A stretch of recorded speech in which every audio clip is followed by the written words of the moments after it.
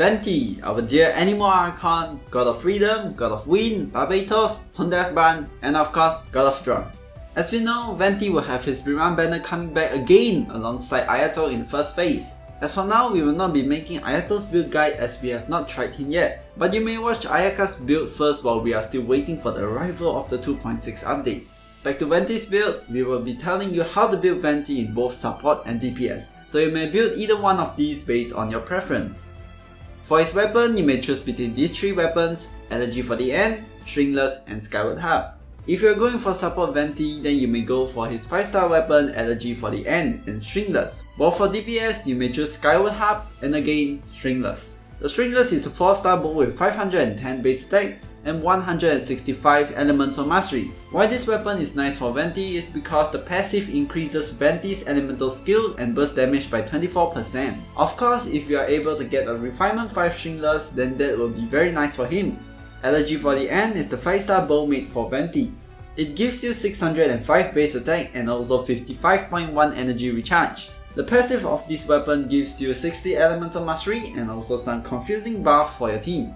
When you use Venti skills or bursts with this weapon, you will get something called the Sigil of Remembrance, but let's call it stacks. Each hit you get from his skill or burst, you will be getting 1 stack. When you reach 4 stacks, you will get a 12-second buff that increases 100 elemental mastery and 20% attack for your other companions. Elegy for the End is only suitable when you are building for support Venti and not for DPS. If you wanted to build DPS Venti, you should go for Skyward Harp as it provides 674 base attack and 22.1 critical rate. The passive is also really good as you can get extra 20% crit damage and a 60% chance to deal a small AoE attack of 125% physical attack damage.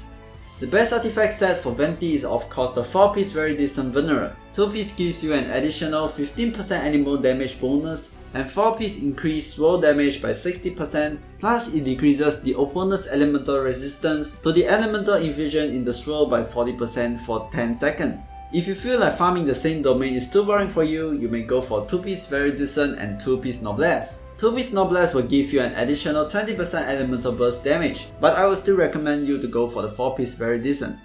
Now let's talk about the artifact stats. For support Venti, just go for triple elemental mastery. Just in case you wanted to give Venti an animal damage bonus goblet, you may do so. But keep in mind that support Venti must be used with other elements to deal better damage.